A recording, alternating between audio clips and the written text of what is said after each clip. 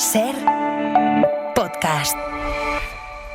Estás escuchando El Abierto de Hoy por Hoy. Cada día analizamos las noticias más relevantes de la actualidad, las claves políticas, económicas y sociales, con las voces de los protagonistas y los distintos puntos de vista de nuestros tertulianos. Tiempo para el análisis, tiempo para el abierto en esta mañana de lunes. Un lunes más con problemas, en este caso con problemas en los trenes, en las líneas de alta velocidad que unen Madrid con Andalucía, después de un robo de cobre en la provincia de Toledo que ha dejado a cerca de 11.000 viajeros varados en los trenes, alguno que todavía no ha llegado a su destino. Vamos a intentar actualizar cuál es la situación, intentar encontrar las explicaciones del por qué ha pasado, porque evidentemente la consecuencia es que también tienen problemas para salir los trenes que estaban previstos desde primera hora de esta mañana, y esto está generando muchos problemas en estaciones como la de Atocha o como la de Santa Justa en Sevilla. Ahora vamos a ir con todo. Primero, saludo a los analistas de esta mañana. Conmigo aquí en Radio Barcelona, Estefanía Molina, ¿qué tal? Buenos días. Muy buenos días, Ángels. Josep Ramoneda, buenos días. Buenos días. Y Antón Losada, en su sitio. Buenos días. Buenos días, ¿qué tal? Es que ahora es mejor quedarse cada uno en el sitio en el que esté y no coger ningún tren. Sí, yo eso lo descubrí hace tiempo ya. Pues eso, es mejor quedarse cada uno en donde está.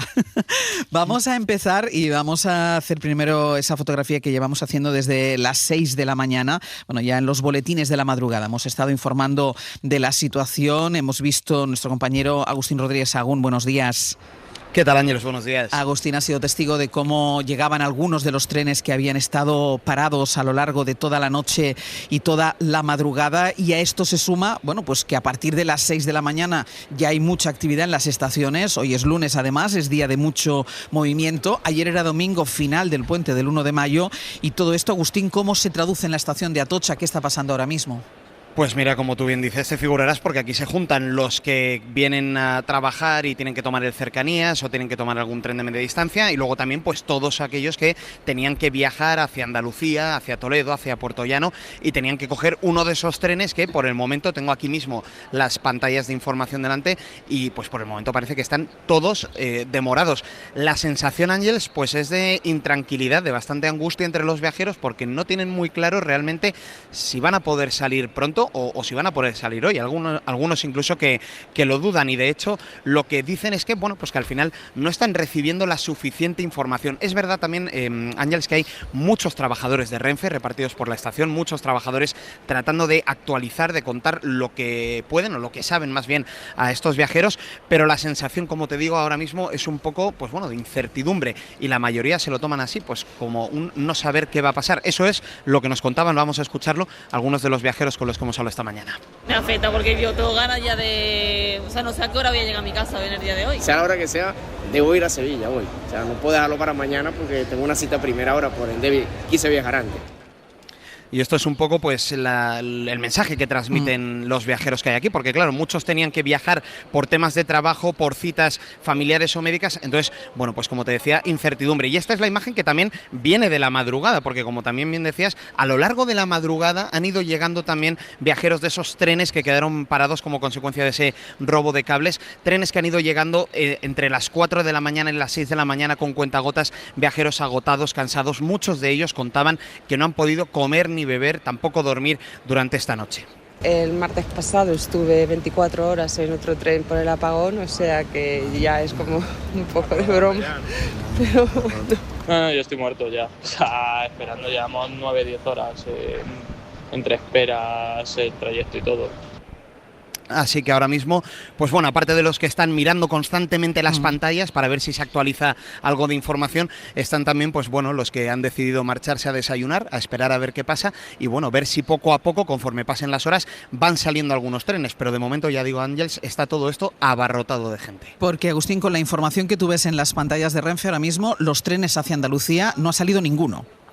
De momento parece que no. Mira, te digo que es que están todos ahora mismo, ponen demorados en prácticamente, sí, Sevilla, Santa Justa, Toledo, Málaga, Cádiz, sí, en todos prácticamente pone demorados, así que de momento parece que sí, que no han salido. No hay problema, o al menos no pone demorado, en los que van, por ejemplo, en la línea que cubre Madrid-Barcelona.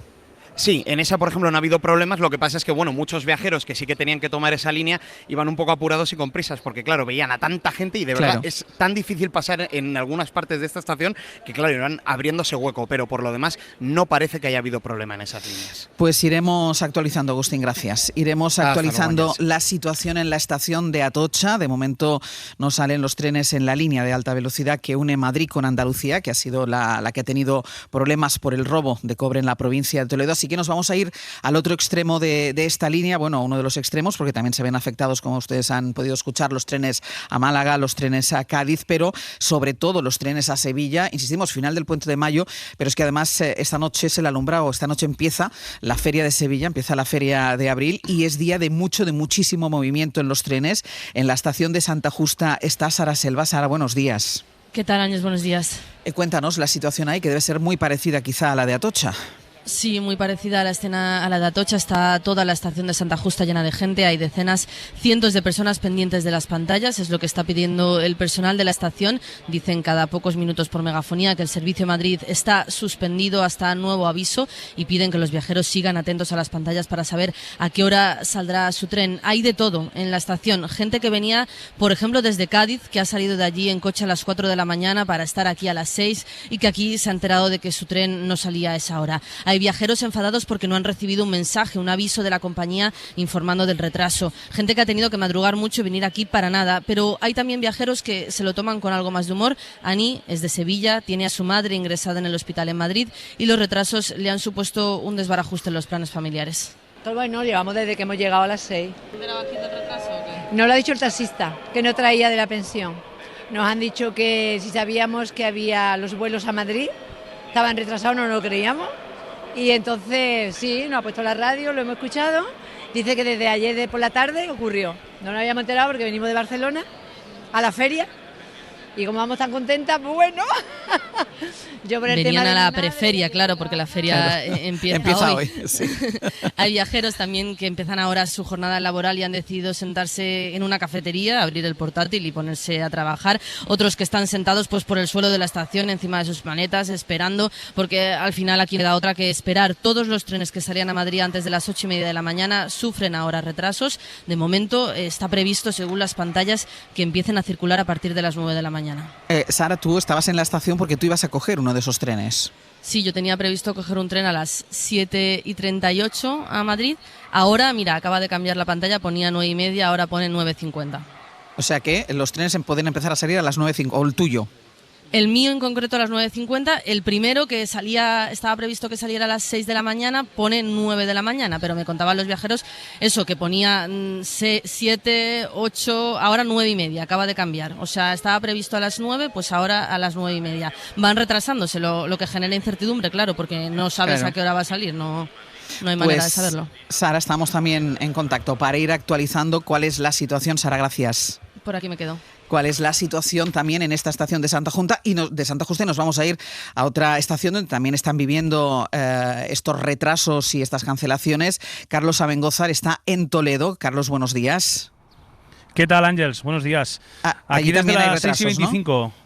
Sí, desde las 6:25 de la mañana, unos 6.000 usuarios cada día cogen este tren, sobre todo para ir a trabajar, desde Toledo a Madrid o viceversa, también turistas en un día como hoy. 4 trenes suspendidos hasta el momento, el siguiente tendría que salir a las 9:25 de la mañana, sería el quinto, como ocurría en Sevilla y en Madrid. En las pantallas de la estación ahora mismo pone demorado en las diferentes vías, y aquí lo que te puedo contar, Ángel, son muchos usuarios que se han ido hacia la estación de autobuses, que más o menos pilla unos 500 metros, porque cada 30 minutos salen autobuses a Madrid. Nos cuentan que ya está colapsada esa estación, otros buscando otros medios de transporte como taxis, coches de alquiler o esperas de turistas también, que los hay aquí y que tenían que hacer otros transbordos, bien a Barcelona, a Zaragoza, nos comentaban, más los que tenían que ir a trabajar o a estudiar, como una joven que nos decía que después de tantos días hoy tenía una tutoría y que no sabía si el profesor se iba a creer que no llegaba a clase.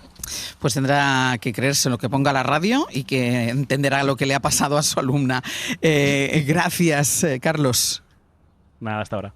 Hasta luego. Esta es la situación, de momento en estas 3 estaciones, en Atocha, en Santa Justa y en Toledo. De momento no salen los trenes de alta velocidad desde Madrid, Andalucía y viceversa. Ahora nos decía Sara que habían empezado a actualizar los horarios de salida probablemente, pero todavía no hay ninguna confirmación. Nosotros a partir de las 9:05, después del boletín de las 9, vamos a poder hablar con el ministro de Transportes, con Óscar Puente, para ver qué actualización nos puede hacer de la situación. Lo que vamos a hacer ahora es una pausa y a la vuelta vamos a intentar explicar lo que se sabe de lo que ha pasado. Una pausa y seguimos.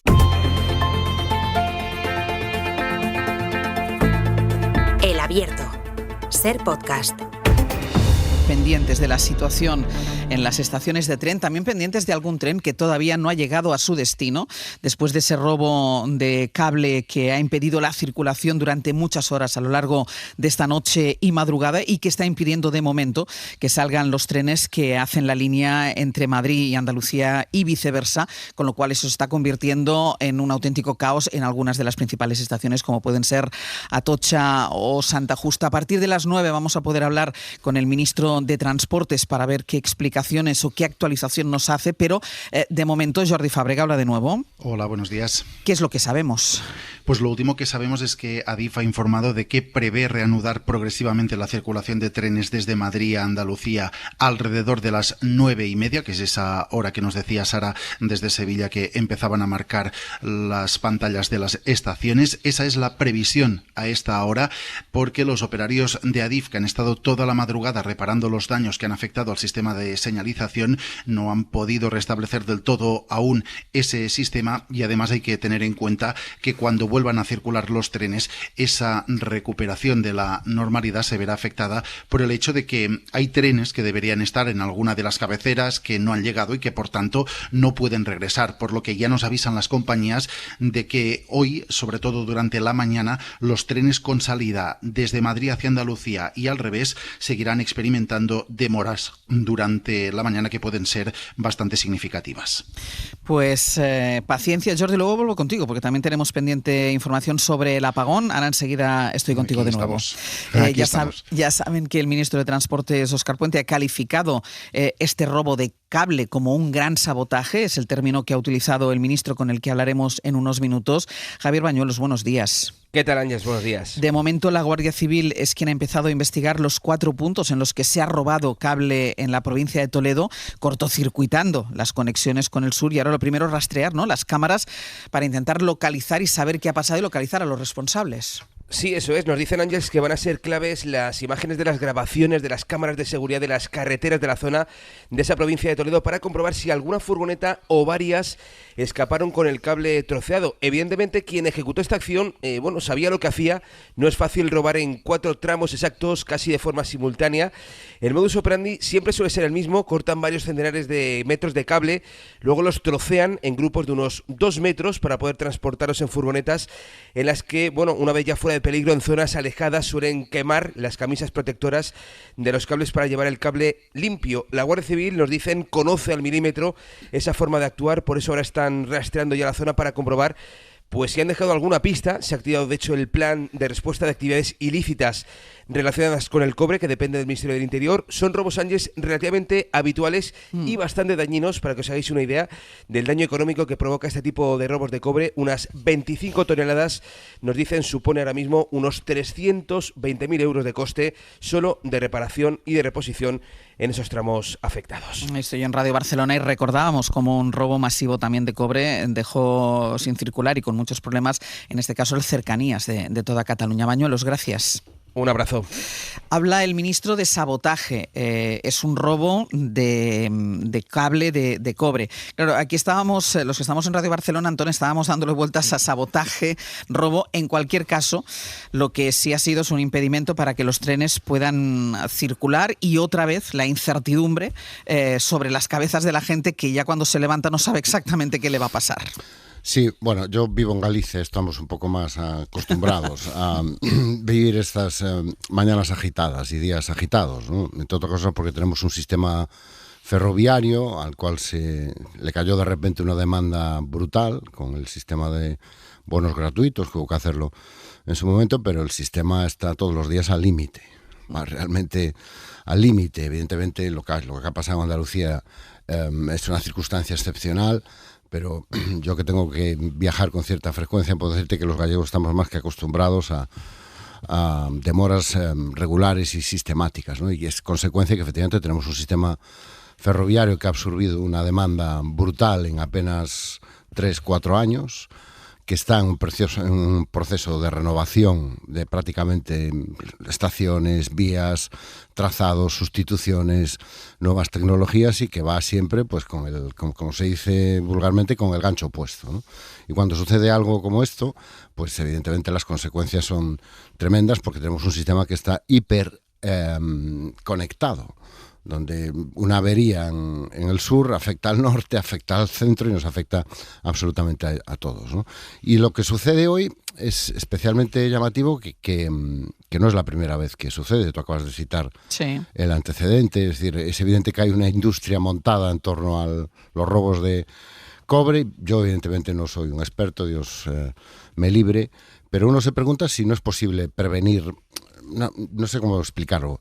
Si no es posible mejorar un poco el sistema de respuesta y sobre todo la prevención. Es decir, sabemos que es un objeto codiciado por parte de bandas que, como estamos viendo, no son un puñado de amateurs en una furgoneta con unos alicates y llegan, ven un cable y lo cortan. O sea, si es como se nos ha contado, lo de hoy exige planificación, exige método y exige organización, porque son 4 tramos diferentes con una precisión realmente, a mí cuando ayer llegaba la primera información me resultaba realmente sorprendente, ¿no? O sea, no es voy en una furgoneta, veo un tendido, vamos a llevarnos cobre, no. O sea, hay organización, hay planificación, está planeado, está planificado. Muy planeado y muy bien ejecutado. Estamos hablando de profesionales, por lo tanto estamos hablando de una industria.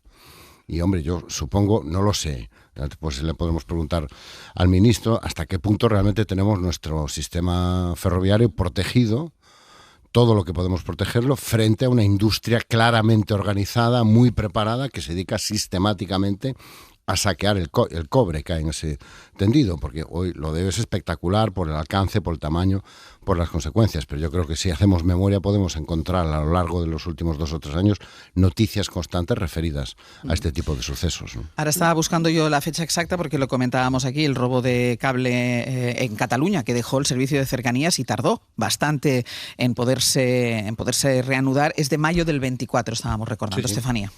Sí, fíjate que también le estábamos dando vueltas, como tú decías, Ángels, a la palabra sabotaje. Sabotaje es una palabra muy gruesa, denota una intencionalidad, ya sea para un beneficio propio o para un perjuicio externo.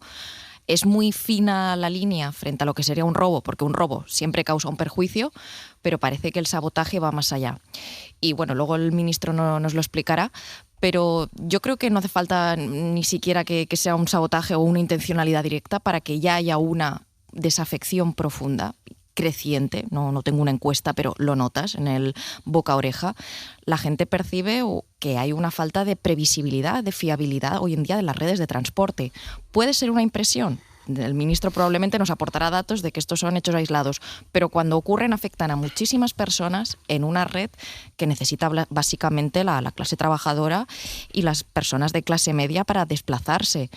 En un momento donde, por ejemplo, hay algunos objetivos, como el hecho de desconcentrar las ciudades, porque es imposible vivir en el centro de la ciudad, la vivienda es muy cara, estas estrategias integrales de que la gente viva en la periferia porque es más barato, claro, en un momento en que tú no sabes si vas a llegar a tiempo a tu trabajo, es que te descuadra el día. Igual tienes que salir no 1 hora o 2 horas antes, 4 horas antes, por si te pasa algo y tú no acabas llegando a tiempo. Entonces creo que está rompiendo bastante este paradigma donde la gente confía en que las cosas funcionan en tiempo y forma.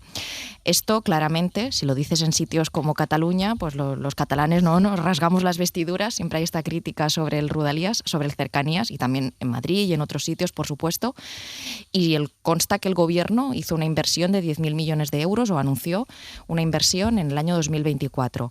Claro, yo creo que el tema de la red de trenes es fundamental. Esto que estamos ahora de las infraestructuras críticas, de todo lo que cohesiona un país, lo vimos la semana pasada con el apagón, quedarte tirado, es que te descuelga la vida. Y aquí hay que ver qué es lo que se puede hacer. Si más vigilancia, como decía Antón, es decir, es un problema de que no tenemos las infraestructuras suficientemente controladas. cuáles son, cómo se está persiguiendo que haya tal vez gente organizada realizando estas acciones y sobre todo si es un tema de mantenimiento. Si es un tema de mantenimiento, yo creo que en España hemos vivido durante mucho tiempo de esta idea de que las cosas funcionan bien, nuestra sanidad funciona bien, nuestros transportes, salvo en algunos casos, más o menos funcionaban bien, pero mantener las infraestructuras a punto yo creo que también tiene que ser una prioridad, no creer que las cosas siempre estuvieron ahí y siempre funcionaron bien. Cataluña es un caso claro del problema de Renfe, que está en saturación permanente, que es muy difícil poder garantizar que llegarás a trabajar a la hora de vida si dependes del tren, que constantemente hay quejas y problemas. Es una evidencia, hay un conflicto permanente entre la necesidad de crecer, de ampliar, de corregir y la realidad de lo que se puede hacer y el ritmo que se hace. Pero a mí lo que me sorprende, y desconociendo mucho qué es esto del negocio del cobre. A mí lo que me sorprende es por qué eligen un día como el que eligen. Es decir, no es un día cualquiera. Es un día que se sabe que el lío será mucho mayor de lo que sería. Es operación día. Retorno del Puente de Mayo, inicio de feria. Si esto es fundamentalmente un negocio, ¿por qué este negocio busca la provocación? Esta es una cosa que a mí me resulta sorprendente, ¿no? Y entonces, si busca la provocación, ¿para qué? Por tanto, a mí me parece que esta es la cuestión que habría que resolver. Si tú lo único que te interesa es buscar el máximo de rendimiento, lo que puedas conseguir, pues lo haces de las maneras menos aparatosas posibles. Buscar el momento más aparatoso, ¿para qué? Esto me gustaría que nos lo contara el ministro, ¿no? Bueno, con toda España de puente. A lo mejor es un momento que es relativamente fácil ejecutar un plan como este bien detallado. Porque baja la tensión de seguridad. Los servicios están al mínimo, el país está de puente, no tengo ni idea. Yo no me dedico al robo de cobre ni la planificación de cobre. Yo sinceramente creo que la palabra sabotaje, salvo que el ministro aporte pruebas muy contundentes, a lo mejor es todavía un poco precipitado. De momento las informaciones que tenemos se remiten a algo que es que ya lo hemos visto, lo citabas tú, Ángels, y ha habido varios casos en los últimos 2 o 3 años, y no solo se produce el robo de cobre en las instalaciones ferroviarias, la red de alta tensión es otra fuente permanente de problemas, ¿no?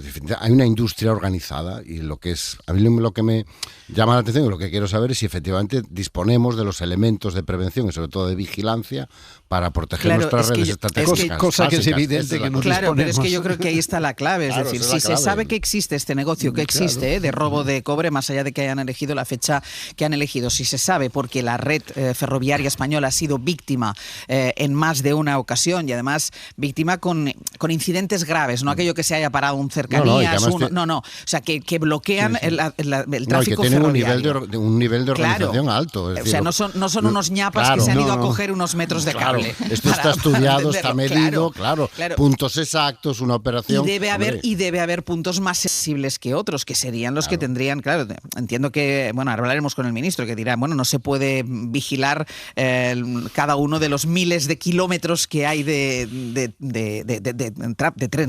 vías, vaya.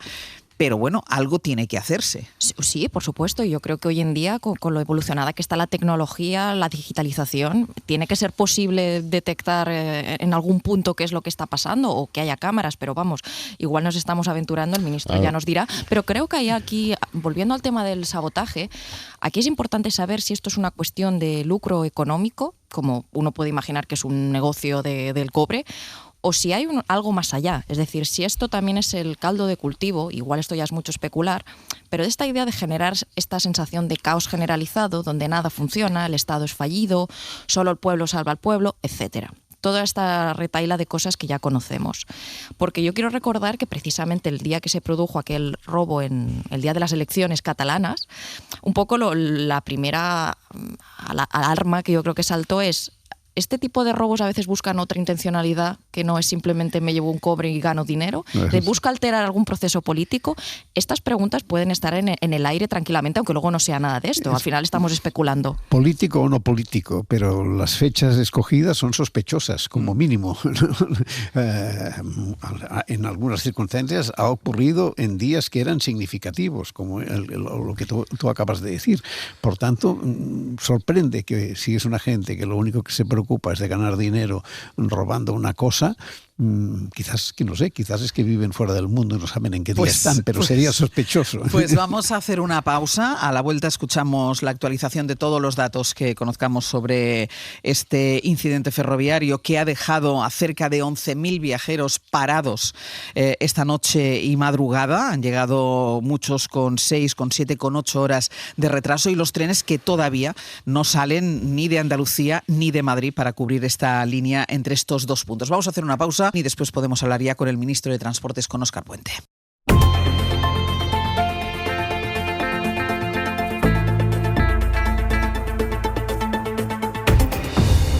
En el abierto, Josep Ramoneda, Estefanía Molina y Antón lo sabe. Podemos saludar a esta hora a Óscar Puente, ministro de Transportes. Buenos días.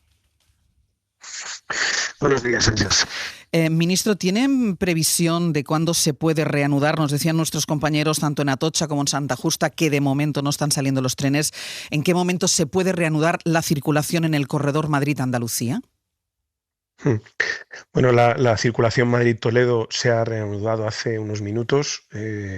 La circulación hacia Toledo desde Madrid se desvía por la Sagra, con lo cual ya hemos podido iniciarla al estar fuera el desvío de la zona de reparación, y el resto, la previsión es empezar a las 9:30. En 9:30 tenemos la operativa preparada para empezar a salir con los trenes. Ministro, usted ha hablado de un grave sabotaje, pero estamos hablando de robo de cable en 4 puntos diferentes de la provincia de Toledo. Uno tiene la sensación de cuando se habla de robos una cosa y en el sabotaje intencionalidad. ¿Por qué habla usted de sabotaje? Bueno, es a lo que apuntan las primeras diligencias, ¿no?, practicadas. Son 4 robos de cable de escasísimo valor en 4 puntos distintos. Es una acción bastante coordinada. Quien lo hacía sabía perfectamente dónde iba, porque es una zona donde no hay cámaras, una zona, de nada, una zona en la que no hay prácticamente nada.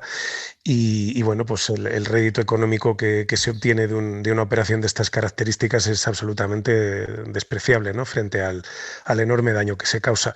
En todo caso, bueno, yo no hablaría de robo, hablaría más bien de estragos, ¿no?, por darle una calificación jurídica a los hechos que tenga un poco más que ver con lo que suponen. No se trata de robar unos metros de cable, 150 en este caso. Además, un cable que no es como la catenaria, que es un cable mucho más pesado y que tiene más valor. Este es un cable más fino, de menos sección. Por tanto, ya digo, estamos hablando de que como tal, como robo, la cuantía que puedan obtener por ese cable es absolutamente mínima, ¿no? Entonces, usted está diciendo que había intencionalidad, que quien lo hizo, quien robó ese cable, que tenía poco beneficio económico, lo que quería era bloquear la línea férrea en un retorno del Puente de Mayo y en unas horas previas al inicio de la Feria de Abril. Como mínimo, es evidente que quienes hacen eso contemplan la hipótesis de que eso suceda, ¿no? Estamos hablando de un cable de seguridad, cable que sensoriza las vías, que nos permite saber dónde está el tren en cada momento y que obviamente en el momento en el que se sustrae deja ciegas la vía. Un tren de alta velocidad necesita un espacio por delante limpio de en torno a 30 kilómetros para poder funcionar, dada la velocidad que alcanza, y esos sistemas lo que hacen es garantizar que la vía está expedita bien de otros trenes, bien de objetos, de obstáculos, etcétera. Por tanto, ese cable en concreto, que ya digo tiene muy escaso valor, pues es el cable óptimo para privar de servicio a toda la línea, ¿no? Nos estábamos recordando aquí en El Abierto otros episodios de robo de cable. Nos venía a la cabeza, además yo estoy haciendo el programa desde Radio Barcelona, y nos venía a la cabeza un robo que afectó al servicio de cercanías en Cataluña en mayo del 24, siendo tan frecuente el robo de cable con la intencionalidad que sea, beneficio económico o para hacer lo que dice usted que ha pasado esta noche, ¿no habría que reforzar la seguridad en las zonas, en los puntos conflictivos? Bueno, efectivamente el robo de Cataluña al que te refieres fue el día de las elecciones. Exacto. Nada menos, ¿no? Sí, Son robos, desde luego, que tienen un acierto tremendo, ¿no? A la hora de elegir la fecha, el lugar, la hora, etcétera. Reforzar la seguridad, pues bueno, es algo que probablemente tengamos que plantearnos, ¿no? Ayer, pues la Guardia Civil hablaba incluso de volver a la dinámica y a los tiempos en los que la línea de alta velocidad se vigilaba cuando había terrorismo de otra manera, ¿no? No sé si tendremos que llegar a ese extremo, ¿no? Pero está claro que bueno, tenemos que pensar qué hacemos. Tengo que señalar que, así como en Rodalíes, pues la vía no está protegida, no está vallada, aquí la vía está completamente vallada, por tanto quien hace esto tiene que romperla, es lo que hizo ayer, o saltar. En fin, no es una cosa tampoco tan sencilla ni tan fácil, en este caso concreto, para hacer lo que se ha hecho en 4 puntos distantes, en muy poquito tiempo. Hace falta una logística, hace falta unos conocimientos internos de la vía, etcétera, de dónde están los puntos, las cajas de seguridad, etcétera, que no tiene cualquiera. En fin, no es algo tan fácil, pero sí, evidentemente, una de las cosas que tenemos que plantearnos es reforzar la seguridad. Ministro, se quejaban los viajeros que iban llegando de madrugada a las estaciones, primero de falta de información y después de falta de suministros dentro de los trenes. Como venimos del lunes pasado, que el gran apagón también afectó a todos esos trenes que se quedaron parados en medio de las vías y que tuvieron que recibir la ayuda de las localidades colindantes, yo no sé si también los trenes deberían llevar más suministro, teniendo en cuenta que estos episodios son más frecuentes de lo que eran antes. Bueno, más frecuentes. La verdad es que hemos estado en una semana muy complicada, ¿no? La semana pasada un corte total de suministro para todo el mundo, que quiero también subrayar que afecta especialmente al ecosistema ferroviario, porque, bueno, para que todo el mundo lo entienda, nosotros en nuestras casas tenemos un enchufe que va a 220 voltios. En el caso del tren estamos hablando, en el concreto de la alta velocidad, de 26.000 voltios, con lo cual, bueno, cualquier afectación al sistema eléctrico pues es mucho más sensible en el caso del tren, ¿no? Ayer es verdad que la operativa discurrió de manera desigual. Hubo trenes en los que había más víveres, otros en los que había menos. Se paró en las estaciones, en concreto en Ciudad Real, todos los que iban pasando se les paraba y se les metía agua. Tengan en cuenta que no podemos llevar un arsenal preparado para emergencias que se prolonguen por 8 o 10 horas, que bueno, pues son verdaderamente excepcionales. Se puede llevar enseres o víveres para un determinado tiempo, pero ayer estamos hablando de un corte del tráfico que se ha prolongado por el espacio de entre 8 y 10 horas, ¿no? Ministro, ¿hay sobresaturación de las líneas férreas? Y lo digo también porque a un hecho como este, evidentemente, son más los trenes que se ven implicados y porque hay una sensación, y yo le hablo en primera persona como usuaria de la línea de AVE que soy, de que los trenes ya no van como antes. Hombre, es evidente que, vamos a ver, en este momento tenemos 4.000 kilómetros de alta velocidad y muchos trenes circulando. Se liberalizó el mercado, entrando 2 nuevas compañías, Ouigo e Irio. Yo no creo que haya una situación de saturación, es decir, yo creo que las infraestructuras están preparadas para los tráficos que en este momento están teniendo.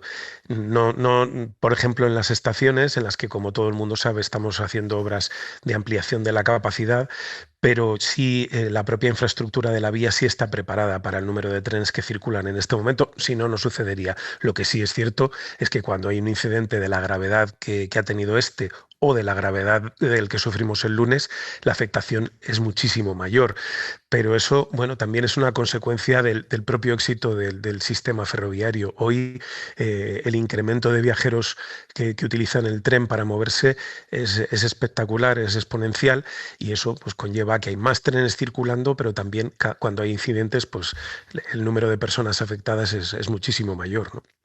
Ministro, ha hecho público un comunicado el Partido Popular. Bueno, algunos miembros de su cúpula estaban atrapados en esos trenes, entre ellos Juan Bravo, al que ahora escucharemos, pero hay un comunicado del Partido Popular que le señala a usted directamente, diciendo que usted es un intenso agitador tuitero, pero un pésimo ministro de Transportes, que el sistema está peor ahora que cuando lo gestionaba José Luis Ábalos, y que no quieren olvidar el papel que usted jugó el día del apagón, con miles de personas atrapadas durante horas, y terminan diciendo, cuando todos los servicios públicos se le atragantan al gobierno gobierno es el gobierno el que se le atraganta a los españoles. Esto y las declaraciones, esto que ha colgado en sus redes sociales Juan Bravo, escuche.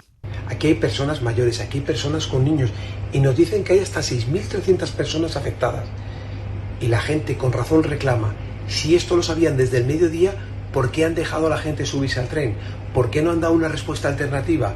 ¿Por qué no han avisado para que las personas mayores o las personas con niños hubiesen decidido muy posiblemente no viajar y haber retrasado el mismo? Es incompetencia, es mala gestión y es un gobierno que los españoles no nos merecemos. Ya está bien. Ministro, le acusan de mala gestión. Bueno, pero esto no puede sorprender a nadie. Es decir, el Partido Popular no desaprovecha ni una sola ocasión para retratarse, ¿no? Da igual que las eventualidades sean completamente ajenas al servicio, como es este caso, me da exactamente igual. En todo caso, mire, yo no voy a entrar en ninguna polémica con el Partido Popular. En este momento lo que a mí me preocupa es que se reanude el servicio lo antes posible, normalizarlo a lo largo de esta mañana y ya habrá tiempo de responder al Partido Popular. Pues, ministro, gracias. Muchas gracias, Ángeles. Hasta luego. En el abierto, Josep Ramoneda, Estefanía Molina y Antón Losada, después de haber escuchado las explicaciones del ministro de Transporte, Óscar Puente, y teníamos la duda desde que hemos empezado este abierto porque el propio ministro había calificado lo que ha pasado esta madrugada con el robo de los cables de cobre como grave sabotaje. Decía Ramoneda, apuntaba, qué casualidad que se produzca el robo en una fecha como la de ayer, que insistimos, se cerraba el puente de mayo y se abre la semana de la Feria de Abril, y el ministro Josep lo tiene claro. El ministro ha confirmado que, en su opinión, es un sabotaje.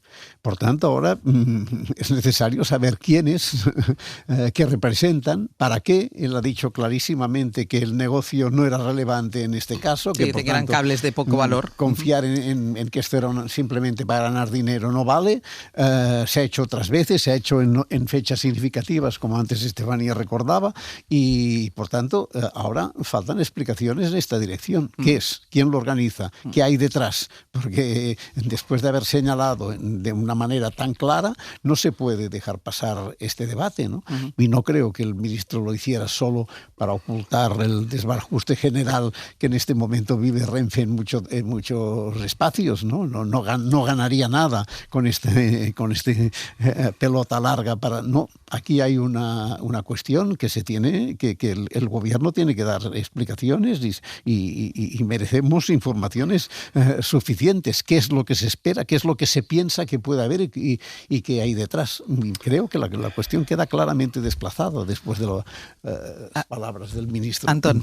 Bueno, yo sinceramente estoy un poco sorprendido por la contundencia del ministro, porque yo no sé si con el plazo de tiempo que ha transcurrido se puede hacer una afirmación de esta contundencia. Tengo delante de mí un dato que yo creo que puede ayudar a poner en contexto esto. Lo publicaba el periódico de Cataluña el 17 de mayo del 24. Sí, que es cuando hubo el problema ahí. ¿Sabes cuántos robos hubo ese año en Rodalies? 240. Según el periódico de Cataluña, 240 intentos de robo. Yo no sé si el cable de cobre tenía valor o no. Yo me limito a certificar que esto del robo de cobre parece que no es una excepción, sino que es una actividad bastante planificada, bastante sistemática. Lo que el domingo podemos, yo creo, afirmar con contundencia es que fue una acción organizada y planificada. Gente que tiene información, que conoce la red, que sabe dónde puede ir sin que sea una zona especialmente vigilada, y a partir de ahí, efectivamente, yo estoy con Ramoneda, que se den las explicaciones oportunas. Yo, sinceramente, creo que es pronto para hacer cualquier tipo de valoración como la que acaba de hacer el ministro. Yo creo que uno, cuando asume la responsabilidad y tiene la responsabilidad en este tipo de situaciones, yo creo que es más aconsejable la prudencia y esperar a tener más datos y más información. Todas las hipótesis siguen abiertas, pero lo que es evidente es que no es el robo de cobre en nuestra red ferroviaria, es una realidad bastante regular. Yo no veo que gane el ministro con esta patada a seguir. Yo tampoco, pero es que me parece un poco arriesgada como patada a seguir. Lo que sí parece el ministro, cuando le he preguntado por el tema de la seguridad, se tendrá que plantear el reforzar la seguridad, porque claro, es verdad que él dice en las cercanías no hay vallas y hay fácil acceso, digamos, al cable, pero no así en la línea de alta velocidad, pero se ha demostrado que las vallas se rompen y se cuela la gente, es decir, que hay robo de cobre. Y que hay robo de cobre. Yo me abono un poco a lo que está diciendo Antón. A ver, el gobierno va a tener que demostrar con contundencia por qué considera que esto es un sabotaje, más allá de decir que son 4 cables o 4 puntos de cable de poco valor. Claro, si es poco valor uno puede pensar, entonces la intencionalidad no es económica, será de otro tipo, será causar caos, eventualmente, etcétera. ¿Y por qué digo esto? Porque a lo mejor se puede instalar la idea de el gobierno se abona a esta teoría para no reconocer a lo mejor o que las líneas no están suficientemente protegidas o que el mantenimiento se ha ido depauperando, incluso cuando hoy en día uno compra un billete de cualquier operador de alta velocidad, antes las indemnizaciones eran mucho mayores a la mínima que uno llegaba un poco tarde. Esas indemnizaciones cada vez hace falta que estés más rato esperando, más retraso para ser indemnizado o que te reembolsen el billete o una bonificación parcial. Eso demuestra que en algo a lo mejor sí que esa fiabilidad o esa previsibilidad de llegar a tiempo se ha ido perdiendo. ¿Y por qué digo esto? Y no lo separo mucho del debate del apagón de la semana pasada. Hoy en día yo creo que a veces creemos que la ultraderecha básicamente vive de generar bulos y esto que decíamos, ¿no? Del Estado fallido, etcétera. Pero si el gobierno no puede sostener suficientemente la tesis del sabotaje, y habrá que esperar, por supuesto, que aporte todos los datos y haya una investigación de lo ocurrido, probablemente mucha gente empiece a abonarse a la idea nuevamente de los políticos dan explicaciones para no asumir sus verdaderas responsabilidades.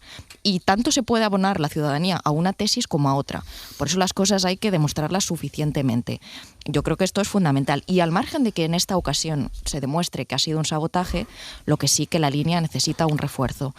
Porque fíjate que hoy esto es noticia tal vez por el timing, ¿no? Porque era la feria de abril, porque regresábamos de un puente, pero es que Antón ha citado 240 robos de cable en Cataluña, que son noticia uno de cada tantos, cuando hay el timing, cuando se producen las elecciones, por ejemplo. Luego son noticia menor en el día a día. Pero echar arriba el día de cualquier ciudadano lo hace, haya unas elecciones, haya una feria o haya un puente. Creo realmente que si la ciudadanía antes del suceso de hoy ya percibía que la red ya no es tan fiable como hace un tiempo, insisto, y es una percepción, o al menos yo la tengo, también como usuaria, eso es lo que el gobierno tiene que solucionar el problema. Mira, estamos mencionando todo el rato el apagón, porque vamos de lunes a lunes, ¿eh? O sea, cuando suena el despertador los lunes es saber qué ha pasado hoy. Hoy era el caos ferroviario, sigue siendo, hasta ahora, y sigue siendo, por la gravedad y por lo que supuso el tema principal, el apagón del que se cumple hoy una semana. Jordi, vuelvo contigo porque la investigación sigue, se ha creado un comité de análisis que hoy se vuelve a reunir, pero es que además la ministra de Transición Ecológica se va a reunir hoy de manera telemática con el ministro de Energía francés. Sí, ha pasado una semana, como dices, del apagón y el gobierno sigue sin descartar ninguna hipótesis, sigue analizando los datos para intentar identificar qué pasó y cómo evitar que vuelva a ocurrir. La vicepresidenta tercera, Sara Agesen, acaba de aportar una novedad, que es que la investigación que se ha hecho hasta ahora ha detectado un tercer fallo en el sistema eléctrico, un tercer incidente que se produjo 19 segundos antes del apagón del pasado lunes. Un incidente que se produjo en el sur de la península. Hasta ahora nos habían hablado de 2 eventos que habían hecho saltar el sistema. Ahora la vicepresidenta tercera aporta que hubo un tercero 19 segundos antes de ese apagón. Eso lo ha dicho antes de reunirse, como comentabas, con el ministro de Energía francés, una reunión que se produce además en un contexto en el que tanto la Comisión Europea como los expertos han ido avisando desde hace años de que se necesitan más interconexiones entre España y Francia. Ahora mismo la capacidad de interconexión entre los dos países no llega al 3%, cuando la recomendación es que tendría que ser del 15%. Jordi, gracias. Hasta luego. Claro, rapidez en calificar de sabotaje y saber lo que ha pasado en el tren, pero Ramón, llevamos una semana y no sabemos todavía lo que ha pasado con el apagón. Sí, y además de cierto modo sorprendente, porque parece que es una mala señal si no se puede saber todavía, quiere decir que el sistema pues no es lo que tendría que ser en su eficiencia y dada la importancia que tiene el servicio, ¿no? Pues efectivamente, es que fue una experiencia muy notable. Es decir, todos habíamos sufrido la experiencia del encierro físico, pero es que ahora nos pasábamos a otro estadio, que era el encierro mental.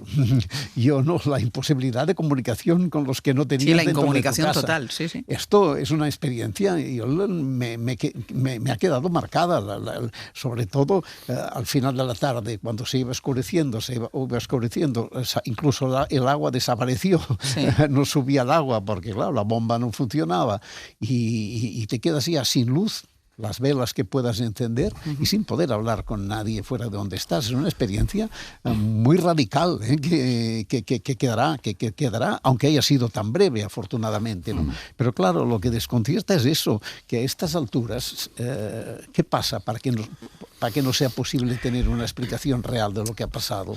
¿O es que es una explicación que genera demasiadas responsabilidades, demasiados problemas y por tanto se prefiere moverse en la oscuridad como quedamos aquella noche? ¿O es que realmente no son capaces de llegar a las dos cosas son catastróficas? Y a mí me parece que es una cuestión muy grave y que gente con intuición y con liderazgo político como Pedro Sánchez, que siempre ha sabido aprovechar estas coyunturas, me gustaría verle más despierto, más atento a sus hábitos que le han hecho crecer en muchas dimensiones de la política. Antón. Bueno, no sé, yo es que me crié en la Mariña de Lugo y entonces en invierno los días sin luz eran casi tantos como los días con luz. Entonces a mí me devolvió un poco a mi infancia y a mi adolescencia. Sí, a lo mejor me lo tomo de otra manera. Yo no tengo tanta prisa por saber lo que ha pasado porque sé que va a costar saber lo que ha pasado. ¿Por qué? Porque los técnicos y los expertos que salen, que no tienen una agenda oculta, que no van a los medios a convencernos de que fue la nuclear, fue la renovable, fue que se les ve venir de lejos. O sea, les falta un cartel en la cabeza con el lobby que les paga. Los que no están en esa tesitura te cuentan que va a ser muy complejo saber lo que ha pasado. Que se puede identificar dónde empezó a fallar la red, pero va a ser muy difícil saber las causas de ese fallo. Podemos saber muy rápido lo que se ha desconectado, pero no por qué se ha desconectado. Entonces yo prefiero quedarme con dos cosas, igual que ahora por la mañana. En lugar de... Es que estamos entrando en esto, hay que lanzar un relato ya y controlar el relato desde el minuto 1. Bueno, a veces no se puede. O sea, a veces no se sabe lo que ha pasado. Y se va a tardar mucho en saber lo que ha pasado. Y ya llevamos una semana empantanados en un debate completamente ficticio, forzado por supuestos expertos que han inundado los medios de comunicación de bulos que además vienen con la autoridad de yo soy experto en no sé qué, que si son las nucleares, que si son las renovables, que si la red, que si no sé qué, que si la culpa del apagón es de la ideología, que me parece una de las explicaciones más fascinantes que he oído toda la semana. Ahora las ideologías son las que cortan la luz, ¿no? No, es un sistema complejo que va todos los días al límite, porque vivimos en sociedades que van al límite, porque están hipertecnificadas y va a costar saber lo que ha pasado.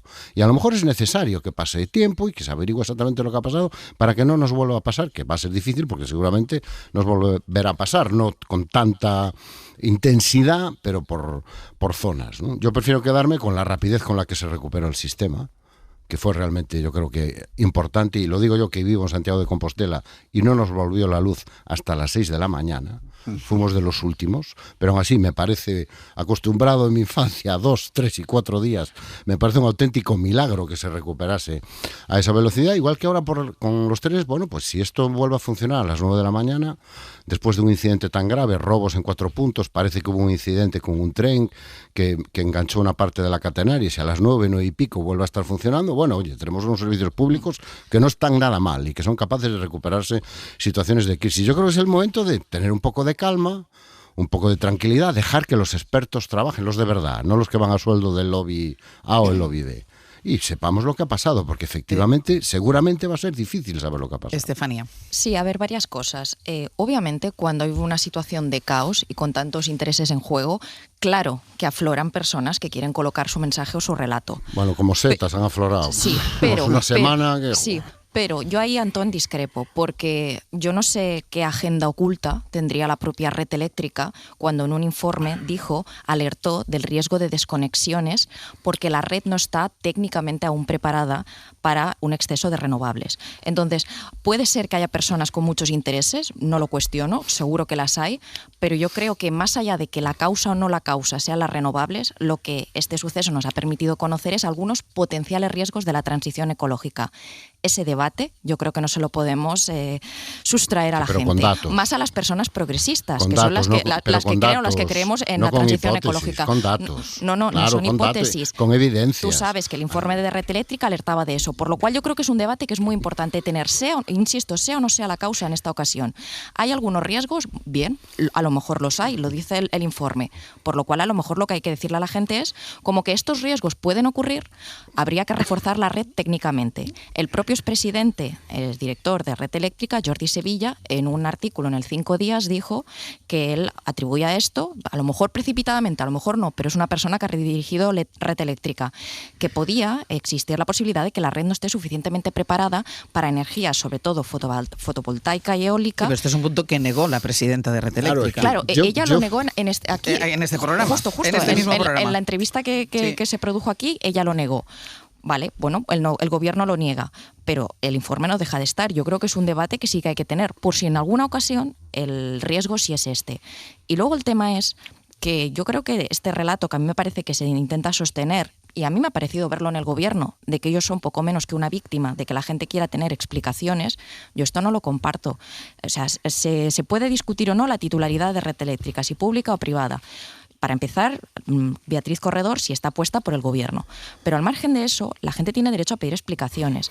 Esta idea de que cada vez que uno pide una explicación, poco menos que está intentando derribar al gobierno, yo no la comparto y no me parece justa. Insisto, no me parece justo de quitarle a la gente progresista el debate o los potenciales riesgos de la transición ecológica, no por culpa de las renovables, insisto, sino por la capacitación que tenga ahora mismo técnicamente la red, ni me parece bien que fiscalizar a un gobierno lo convierta uno a un peligroso reaccionario. Ramoneda y Antón. No, a mí me parece que de todas maneras que lo que es peligroso es que antes de empezar casi ya se anuncian los culpables.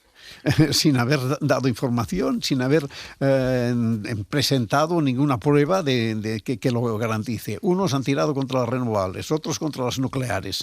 No, yo creo que quiero saber cuál es el problema, pero no quiero anticiparlo a partir de los interrogantes que cada cual se plantea. A unos les gustaría desmontar las renovables, a otros les gustaría acabar con las nucleares. Esperemos, cuando tengamos la información sabremos el culpable y entonces será más fácil, pero lo que no tiene sentido es poner la solución antes de haber aportado pruebas, que es lo que está pasando en este momento, a mí me parece. Claro, yo quiero explicaciones, no quiero relatos. Quiero explicaciones, no relatos. Llevamos una semana y pico de relatos. En todo caso, porque es imposible saber lo que ha pasado. Es que yo, sinceramente, no soy un experto, ni soy ingeniero, Dios me libre, ni acabo de entender muy bien cómo funciona el sistema eléctrico español, o cualquier sistema eléctrico, porque son de una complejidad técnica enorme. Y ves a los propios expertos que tienen a veces dificultades para explicarte cómo funciona, porque efectivamente es un mercado de una complejidad y un sistema de transporte de una complejidad que cuesta mucho entender lo que ha pasado y lo que puede haber pasado. Entonces yo prefiero tomármelo con calma, esperar las explicaciones. Lo que no quiero es que me vuelvan a colocar relatos, informes sacados de contextos. ¿Hay riesgos en las renovables? Por supuesto. Y en las nucleares, y en las hidroeléctricas. Todas las energías tienen riesgos, claro. El sistema es inestable, por supuesto, entre otras cosas porque vivimos en unas sociedades que van al límite en el consumo de energía. Entonces yo lo que pido y lo que yo estoy dispuesto a aportar es un poco de tranquilidad, un poco de eso. Aquí nadie niega ni que haya que dar explicaciones, ni que haya que fiscalizar. A lo mejor al final no hay ningún culpable. Sí habrá responsables, pero a lo mejor esto no ha sido culpa de nadie. A lo mejor ha sido una sucesión de catastróficas desgracias. Es que yo no creo que haya que verlo en términos de culpabilidad. Yo creo que culpabilidad es una palabra con mucha carga. Lo que hay que ver es cómo puede ser que esto haya ocurrido pues y el gobierno... Porque el riesgo cero no existe, sí, claro y claro puede que ocurrir, no. Sí, claro. pero mira, fíjate, entonces esto abre otro debate muy interesante. Yo creo que a veces, obviamente, la ultraderecha tiene su gran capacidad de crear bulos y irradiar bulos, y esto parece que obligue al progresismo a vivir en el completo antialarmismo. Es decir, la ultraderecha juega a crear inseguridad, desasosiego en la ciudadanía, bulos, etcétera, pero de pronto, por ejemplo, esta idea de que esto no podía pasar nunca, hemos descubierto que sí puede pasar. Entonces, ese antialarmismo yo creo que a veces es perjudicial en las sociedades.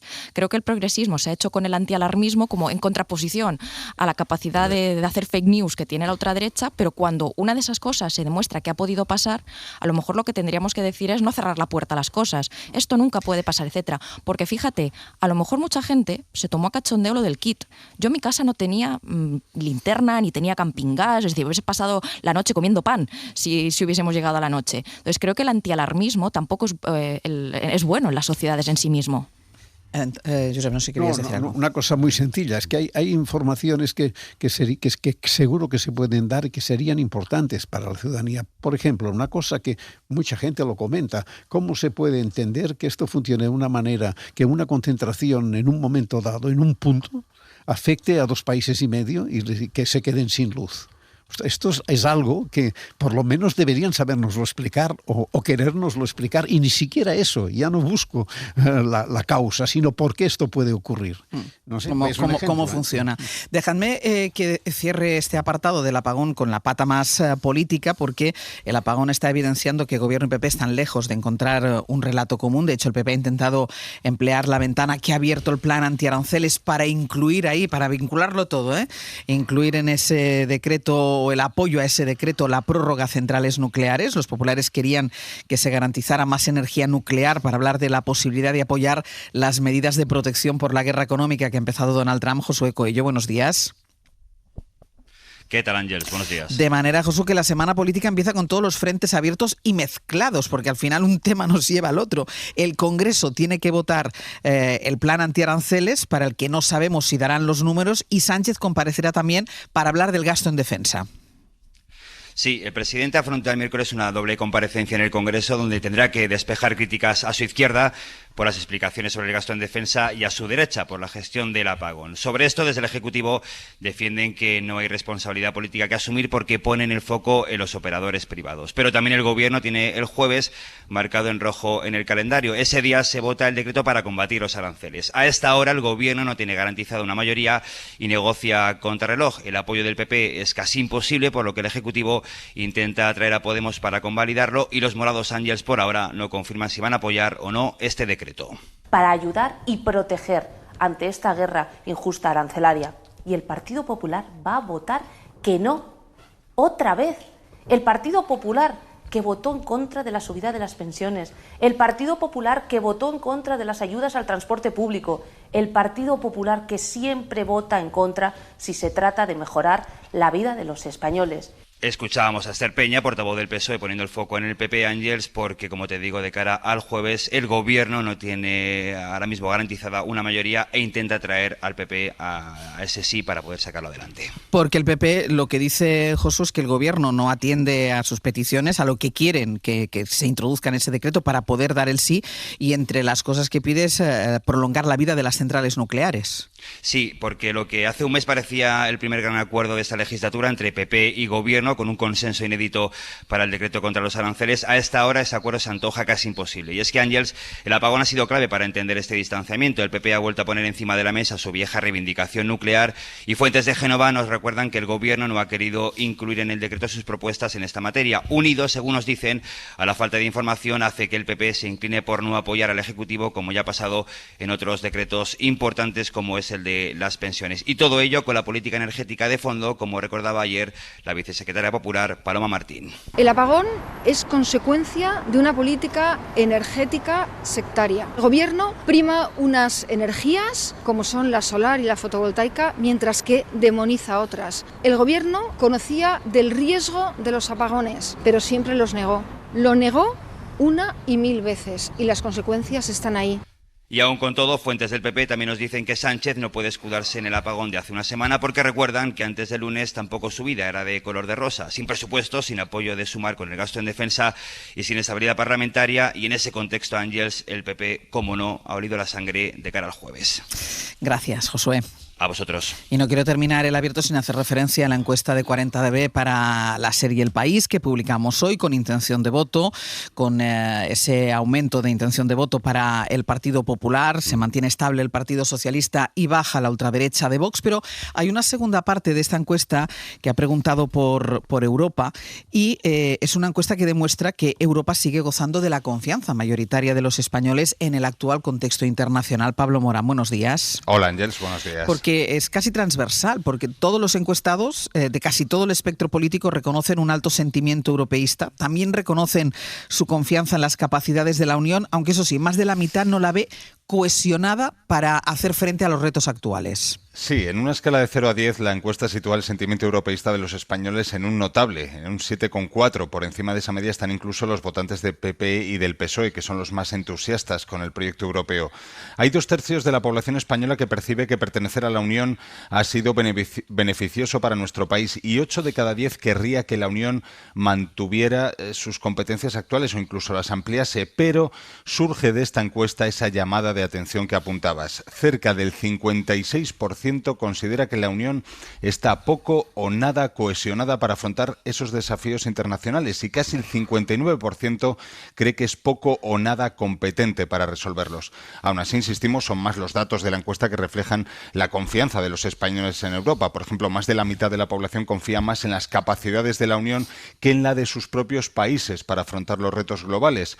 Otra cosa es qué prioridades marca cada parte del electorado. Los de derechas identifican como una diferencia muy marcada la inmigración como principal reto al que se enfrenta Europa. Los votantes de corte progresista sitúan más las desigualdades sociales y la pobreza. Y el estudio de 40DB también pregunta por la guerra arancelaria de Trump y aquí los encuestados esperan que la Unión Europea refuerce su autonomía económica frente a Estados Unidos. Exacto, casi 8 de cada 10 están muy o bastante a favor de que Europa refuerce esa industria interna si la administración norteamericana mantiene la amenaza de los aranceles. También recibe un amplio apoyo la búsqueda de socios comerciales alternativos para diversificar mercado. 3 de cada 4 encuestados están muy o bastante a favor de ello y 2 de cada 3 apoyan responder a Trump con la misma moneda, con aranceles, aunque esta medida despierta, Ángels, más recelos entre los votantes de ultraderecha, entre los de Vox, y se acabó la fiesta. Pablo, gracias. A ti, hasta luego. Pues estos son los datos de la encuesta de 40DB para la serie del País. Y antes de terminar, como nos ha dicho el ministro de Transporte, Óscar Puente, que a partir de las 9:30 estaba previsto que se reanudara ya el servicio de tren de alta velocidad en ese corredor entre Madrid y Andalucía, vamos a ver cuál es la situación. Son las 9:47 de la mañana, las 8:47 en Canarias. Y lo primero que vamos a hacer es irnos de nuevo a la estación de Atocha y está Ángel Martínez. Ángel, cuéntanos. Buenos días, Ángel. Sí, la imagen es la de mucha gente, mucho más descongestionado que hace una hora, algunos con viajes que tenían programados a las 7 de la mañana, pero que no han llegado a salir. El más reciente en salir, eso sí, es uno que estaba programado a las 6:11 con destino a Málaga, que ha salido hace escasos 5 minutos. Por pintar una imagen, lo que veo son corros de gente, maletas y mochilas en el suelo y viajeros sentados consultando el teléfono o mirando las pantallas en busca de ese tren a Sevilla, Málaga, Cádiz, entre otros muchos destinos. Viajeros, como digo, que buscan regresar a casa e incluso turistas que ya tenían programado su viaje. Nosotros teníamos tren a las 7 de la mañana, llegamos a las 6 y aquí estamos.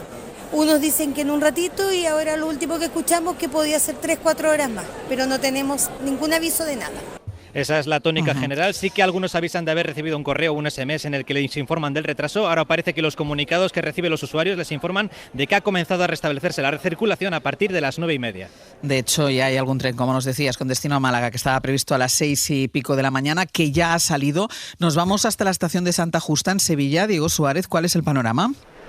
Bueno, están embarcando los pasajeros en este momento, no ha salido todavía ningún tren AVE de Santa Justa. La estimación, Ángels, de los paneles es que empiecen a hacerlo a partir de las 10. Están embarcando ahora esos pasajeros de los trenes que estaban suspendidos desde las 6 de la mañana. El vestíbulo de Santa Justa se va descongestionando, pero empiezan, y el sentimiento común es de desconcierto de los usuarios, como los que con los que hemos estado hablando esta mañana, hace solo unos momentos. Mensajes por megafonía diciendo que la circulación entre Sevilla y Madrid estaba suspendida y que estuviéramos atentos a los paneles informativos, pero los paneles informativos llegan demora 6:30, demora 7, 8, 9 y seguimos sin saber absolutamente nada. Es que me iba a ver a las 9:30, entonces de momento no he recibido tampoco mensajes ni nada, pero como lo reanudan, pues entiendo que nos irán realojando. Salíamos bueno, pues los pasajeros que van ya embarcando, es un día crítico en Santa Justa, Ángel, se están yendo los pasajeros del puente que vuelven a Madrid y van a empezar a llegar los que vienen a la feria que empieza esta misma noche. Situación en Santa Justa, gracias Diego. En la estación de trenes de Córdoba está María José Martínez. María José, cuéntanos. Pues Ángels, aquí la situación está bastante complicada porque hay una alta concentración de viajeros que está ocupando todo el hall de la estación de trenes, no está saliendo ninguno a esta hora. El que salía más temprano a las 6:45 hacia Figueras no ha podido hacerlo, lógicamente, porque los viajes que parten de aquí, de esta estación intermedia, siempre tienen que pasar por la vía hacia Madrid, Puerta de Atocha, pero tampoco están saliendo, según nos dicen quienes nos informan desde Renfe, los que van hasta Sevilla, Santa Justa. Personas que tienen que ir a trabajar, parejas que también tienen que tomar un vuelo desde Sevilla y que por tanto temen que no lleguen a tiempo, y sobre todo el que en este momento no hay toda la información, entienden que debería darse, aunque ya les está llegando el mensaje de que a las 9:30 se va a restablecer el tráfico. María José, gracias. Y última fotografía en Toledo, pero esta vez no en la estación del tren. Nos decía nuestro compañero que la gente se estaba yendo a la estación de autobuses para encontrar una manera alternativa de hacer el viaje que tenían previsto. Alejandro Martín, estás en la estación de autobuses y las colas se han trasladado allí. Eso es, Ángel. A esta hora son colas las que se han formado aquí en esta estación de autobuses. Usuarios del tren Avan, que cubre la ruta Toledo con Madrid, que han visto una alternativa en los autobuses que prestan servicio en esta misma ruta. No obstante, el servicio Avan era restablecido a las 8:45 de esta mañana, aunque los diferentes servicios experimentan importantes demoras. En este caso, estos retrasos no han sido motivados por ese robo de cables, sino por un incidente anoche de un tren Irio que se enganchaba con la catenaria en la zona de la Sagra. Los usuarios de estos Avan lamentaban que anoche mismo, ya habiéndose producido este incidente, aún se permitía comprar billetes para esta mañana. Vengo del tren, lo que pasa a mí me parece increíble que no se te avise, porque puedes comprar el billete perfectamente y no se te avisa de ninguna forma de que está mal el servicio. Entonces, bueno, el bus sí que está funcionando bien, por lo menos tenemos una opción. ¿Cuándo compraste el billete? El billete, pues ayer por la noche. O sea, yo estaba enterado de los problemas, pero sinceramente pensaba que no afectaba a Madrid. Pues gracias a un señor conductor de un taxi que nos dijo que la mejor opción era venir aquí porque no se sabe a qué hora llega el tren. Pues muy seguramente pierdo la conectividad Madrid-Sevilla. De momento algo más de tranquilidad tras las numerosas colas que se han producido a primera hora de esta mañana al no estar operativo el servicio de trenes Toledo a Madrid hasta hace apenas una hora. Alejandro, gracias. A ti, hasta luego.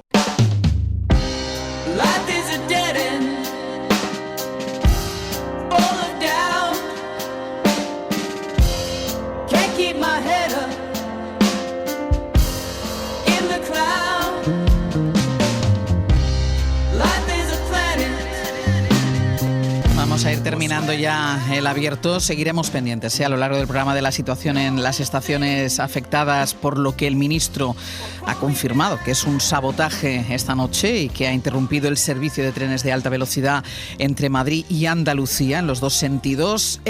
Vamos a ver ahora qué es lo que vamos a hacer. Mientras tanto esperamos estas novedades. Sergio Castro, Pepe Rubio, buenos días. ¿Qué tal? Buenos días. Contadnos. Pues como siempre, como todos los lunes, en el 900-100-800 esperamos ya las cuestiones referidas a Bob Pop, un problema de pareja, una decisión que tomar en el ámbito laboral, algo que decir complicado a algún miembro de su familia, cuestiones de cualquier índole que tengan implícita una duda, trataremos de convertirlas en certezas con Bob Pop. Pues eso, 900-100-800, el teléfono al que ya pueden llamar para consultarle lo que ustedes quieran a Bob Pop, que ya ha llegado, que va a estar aquí hoy conmigo en Radio Barcelona. ¿Qué más? Y después con Rafa Cabeleira y con Galde Reguera de la Dupla vamos a hacer un poco de sándwich mixto entre la semifinal de vuelta que queda de los partidos de la Champions, que nos darán los rivales de la final de la Champions, y el clásico del próximo domingo en Montjuïc. Vamos a referenciar un poco todo lo que tiene que ver con el empate, con lo que significa el empate, que es un poco el jamón y el queso del entrepán de la victoria y de la derrota, entre otras cuestiones que tenemos preparados para la dupla. Vale. Bueno, y el artesano nos lleva a un lugar que va a ser clave esta semana, como la Capilla Sixtina, que va a ser el centro de decisión a partir del miércoles a las 4:30 con el cónclave. Y en Mitos 2.0 también un poco con la idea esta de decidir, como nos espera con el cónclave esta semana, pues las decisiones más importantes siempre las toma uno en solitario o en grupo. Ese es el tema que tratamos. Ese es el tema del Mitos. ¿Decisiones a solas o en grupo? Antón, ¿tú cómo las tomas las decisiones? Yo llamo a mi madre siempre. Ah, pues ya está, entonces las tomas con alguien. Yo voy a opinión fijo siempre. Ya está. Lo vamos a dejar aquí por hoy. Josep Ramoneda, Estefanía Molina, Antón Losada. Hasta la semana que viene. Hasta luego. Adiós. Para no perderte ningún episodio, síguenos en la aplicación o la web de la SER, Podium Podcast o tu plataforma de audio favorita.